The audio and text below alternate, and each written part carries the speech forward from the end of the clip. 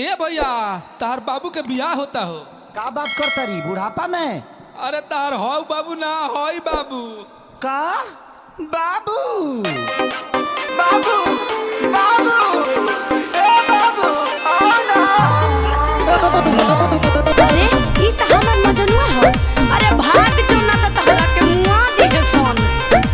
ए बाबू बाबू बाबू आओ ना।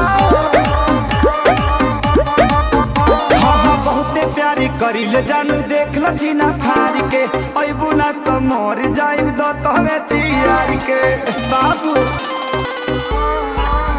ना बहुते प्यारी करिले जानू देख ल सीना फाड़ के आवो ना तो मर जाइब दो तहवे चियार के। मेरी शादी में अड़चन लाओ ना। बाबू बाबू अरे का हो?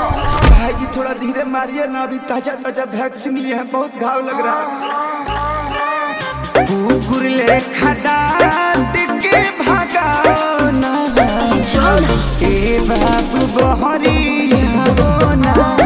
अरे जाओ ना। ए बाबू बहरिया बोना। अरे साफे थुथुर हवा का। अरे जाना। अरे सब मार के मुआ दी है। अरे काहे नहीं खो समझत। अरे जाना।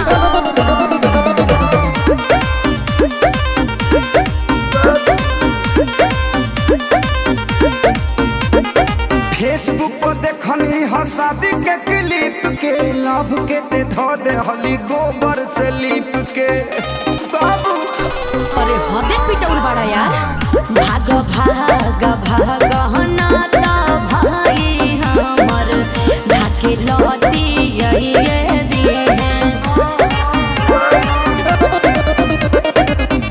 बड़े खिसियाई ललूर हलंगड़ धके तोहके बनाइए दिए बुझे।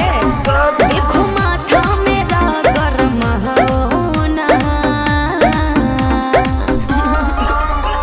हे बाबू आओ ना। बक भाई से अपना हूँ कवाओ ना। ए बाबू बहरिया ना।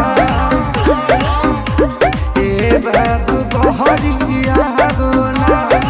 देखा साफे समझाओ तो नहीं लो। अब की बार हाथ गोड़ कपार सब टूट जाए। अरे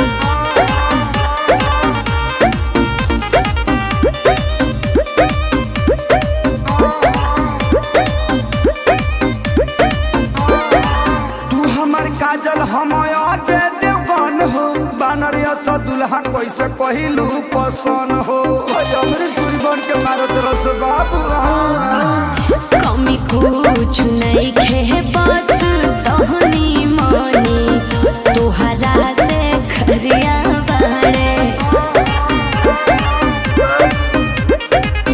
बड़े बेरोजगार ना विवेक सुना दुल्हा नो करिया बड़े। अब समझ में आई रखे सारे विशाल घर जाओ ना। अरे जाओ। आओ ना ए बाबू आओ ना। भाई से अपना हूँ कवाओ ना। जाना। ए बाबू बहरिया ना।